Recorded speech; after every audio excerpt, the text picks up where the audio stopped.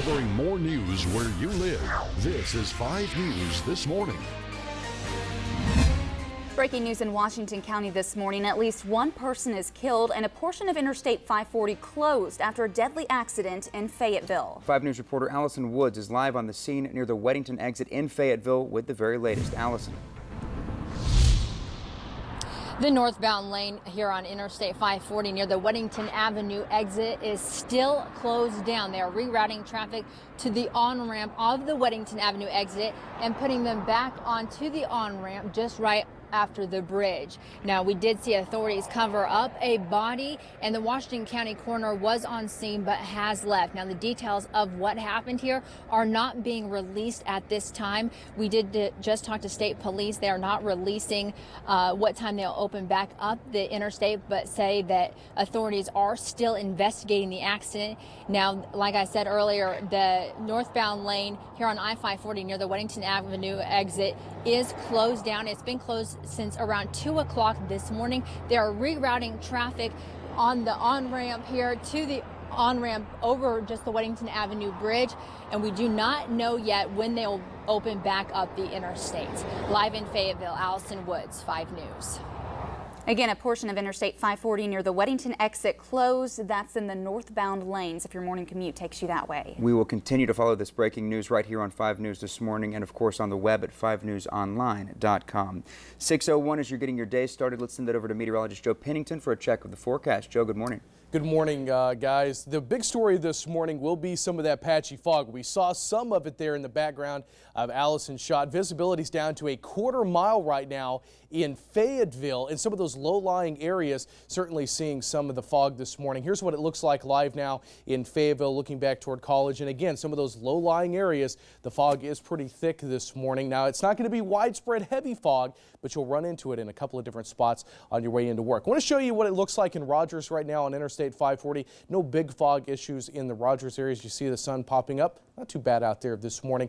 Along Walton in Bentonville, no big fog issues as well. But keep in mind, right around the Fayetteville area, we will see some pretty heavy fog this morning. Temperatures right now in the 60s and the 70s. We're going to be warming up this afternoon. We'll talk about those rain chances as we head into the weekend coming up.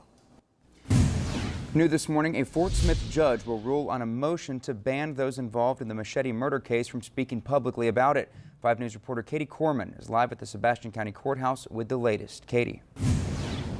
Good morning. Public Defender Terry Chambers will ask a judge today to issue a gag order in this highly publicized case in an effort to give her client a fair trial. Chambers' client, Gregory Aaron Kinsey, is charged with 2 counts of capital murder, accused of killing Brandon Prince and Nathan Young with a machete in Fort Smith 3 weeks ago.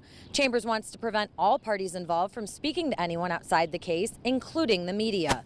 The intent of a gag order is to prevent prejudice against a defendant, which may influence potential jurors.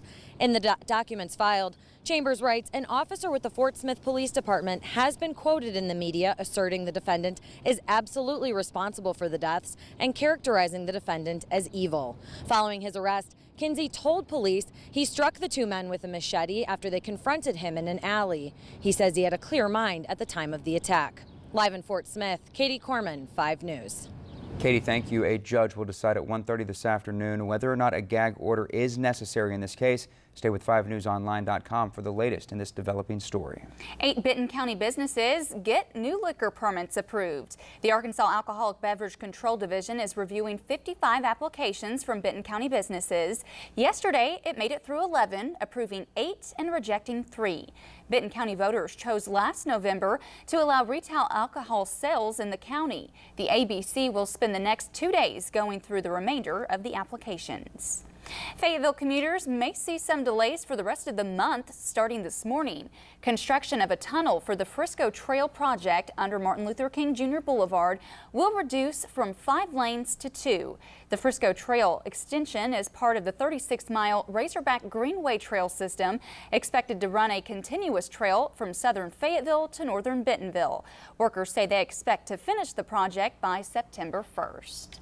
Fayetteville drivers, you'll now have to pay a little bit more to hit the road Road. Last night, the Fayetteville City Council voted 5-1 to approve a resolution to reduce carbon emissions in the city. The City Council is proposing a fee that could start around $15 per driver to battle pollution. One alderman stating no one should be allowed to pollute for free. Looking ahead today, people in Rogers will be able to voice their opinions. Today, SWEPCO will hold a public meeting about the new transmission lines that'll run through northwest Arkansas. The substation for the lines will be located in Berryville. The meeting will be held at Embassy Suites in Rogers. It starts at 9 this morning until 4 in the afternoon. New this morning, a family is mourning the loss of a 6-year-old girl who was stabbed and stuffed in a trash can. Alicia North disappeared from her New Orleans apartment Saturday morning. Authorities have arrested Matthew Flugents, who is the nephew of Alicia's stepfather. Authorities say he often babysat the girl, who was found just down the street from her house. Also new this morning, accused kidnapper and rapist Ariel Castro is expected to plead not guilty to nearly 1,000 criminal charges today. A new indictment was filed against him last week, adding nearly 600 new counts to his already lengthy indictment. Castro is accused of kidnapping 3 girls and holding them in his Cleveland home for at least a decade. He also is accused of repeatedly raping and beating them. Castro has been found mentally competent to stand trial, which is scheduled to begin next month. 4 jurors from the George Zimmerman trial attempting to distance themselves from another juror's comments. Juror B37 gave CNN an exclusive interview explaining why she believed Zimmerman was not guilty of murder or manslaughter. 4 other jurors have come forward not to speak, but to once again ask for privacy. They say in the end they felt they did what the law required them to do. Lawmakers in Washington have avoided the so-called nuclear option. They were able to reach an agreement to move forward with President Obama's nominees to various administration roles. Majority Leader Harry Reid had threatened to change Senate filibuster rules that allowed Republicans to block votes on the nominees, but the 2 parties worked together and found a truce that will allow the nominations to move forward while keeping the filibuster rules intact. Also on Capitol Hill this morning, the House of Representatives will vote later today to delay the president's health care reform legislation. Republicans want to delay 2 key mandates in the law, the one that requires individuals to purchase insurance and the one that requires employees to offer insurance to full-time workers. It is now 6:07 as you're waking up on this Wednesday, the middle of the week. We want to go ahead and check in with Joe. A little bit of fog may affect your morning commute this morning. Yeah, especially right around Fayetteville. We saw almost 1 inch of rain yesterday afternoon. And anytime you get rain developing and then you get clear skies, that's a good recipe for fog. Visibility is down to a 1/4 mile on the south side of Fayetteville.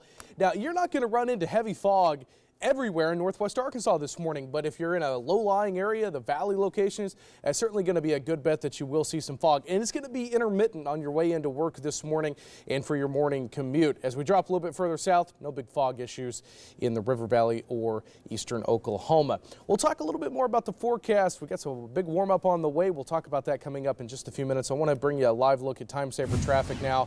Of course, the incident on 540 this morning near the Weddington exit has traffic diverted. This is a live look now, and that traffic continuing to back up the northbound lane. If you're heading toward the interchange this morning in Fayetteville, you will certainly see slowdowns. You can look at the cars already starting to pile up. Of course, just about 10 minutes after 6 o'clock, this is typically where we see the heavier traffic starting to pick up. And again, a lot of folks come in from the south side of Fayetteville, up north into Springdale, Johnson, all the way into Rogers this morning. And we are continuing to follow that incident on 540 northbound lane at the Weddington exit. Again, if you are heading northbound, you will run into delays this morning. Might want to find an alternate route to get around that area. In the River Valley, it's going to be construction this morning, as it always is. It typically is a little bit of a mess from around 6 to 9 o'clock in the River Valley from Van Buren into Fort Smith. A couple of big stories to talk about in the forecast coming up.